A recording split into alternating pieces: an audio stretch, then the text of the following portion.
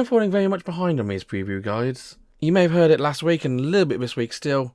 My voice has not been brilliant. I'm just getting over a bit of a cold, and when I get colds, my voice dies. And of course, with the preview guides and with me going to an anime convention this weekend, plus of course recording all the other videos for YouTube as well, which I fell behind on, it's not been ideal. But I'm recording this now. I'm going to be looking at the 4 new shows which have aired last week and let you know what I think of them. Which ones are worth watching, which ones aren't, and whether or not you should really pay any attention to what I'm talking about. Who knows? Let me know in the comments if you think you do want to hear what I say. If not, I don't know why you're still watching this video. Because this is a 2022 autumn anime preview from a different perspective.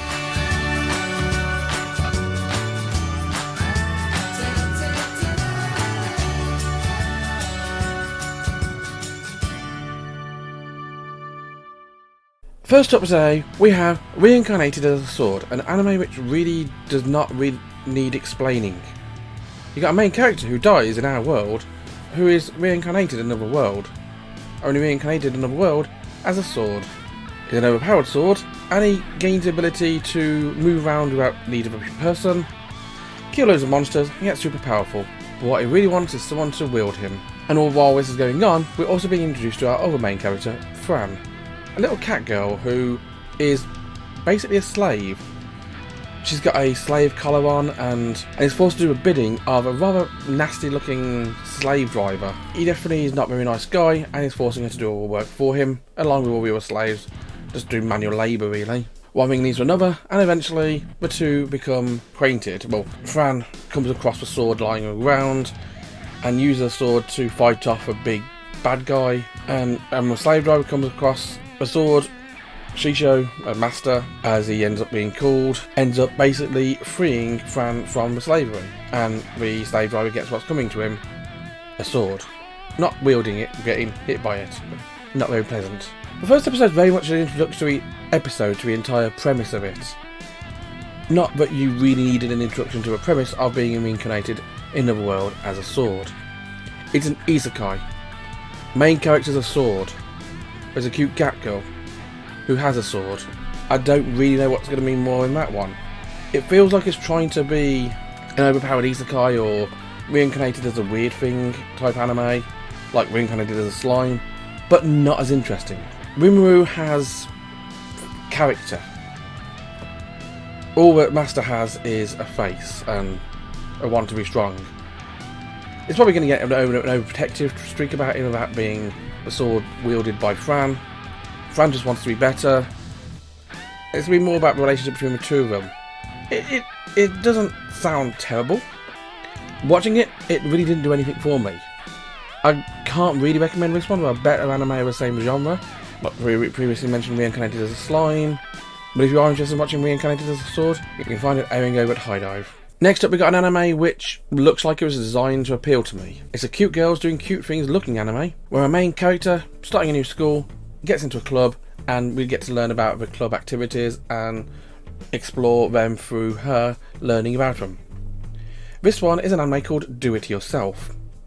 An anime about not a carpentry club, but a DIY club. An anime about a club which does loads of odd jobs and doing it themselves. Our main character, Serafu Yua, or Yua Serafu. Yeah, the pun is very intended. It is Do It Yua Serafu. Is very much an accident-prone girl. You never see her without some kind of band-aid or plaster or bandage on her. She manages to crash a bike into a lamppost, for crying out loud. That's how she meets the club president, Ray. Because Ray just randomly comes across on a skateboard, well, her monoboard, and manages to fix the bike, lickety-split, fix anything, and just rolls on off. Wanting to thank her, Serafu manages to find her in the DIY club, and Ray managed to get Serafu to try a bit of DIY. She's absolutely woeful. Power tool, going all over wood, destroys the wood, well, damages it, manages to get the screw screwed in. And screw is definitely one thing I will say about this anime, because it is a little bit screwy.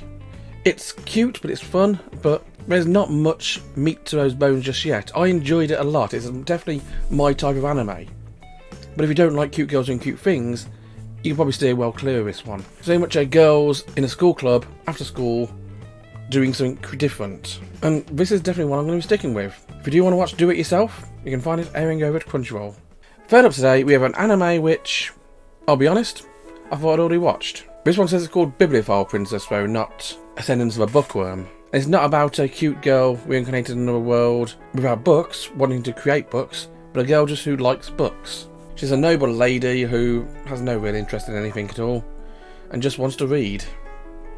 And so she enters into a marriage convenience with a prince who doesn't really want to be bothered about getting married to anyone.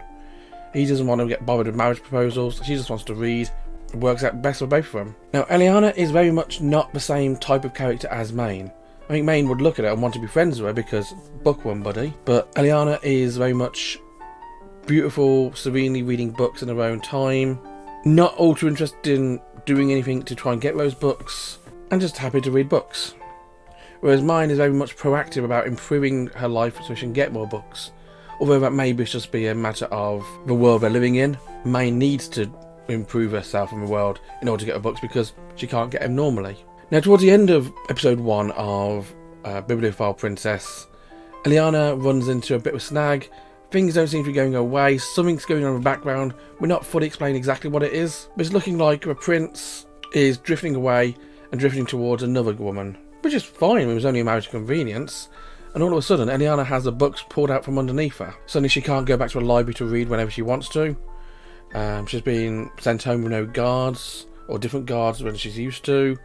Something's going on in the background, we're not really explained what. There's definitely more to this one, but I just can't look at it without thinking this was only really made, only really turned into an anime, because of the success of Ascendance of a Bookworm. I'm not sure when this one originates from in terms of times with Bookworm. Was this one a reaction to Bookworm, or they both published similar ideas at similar times?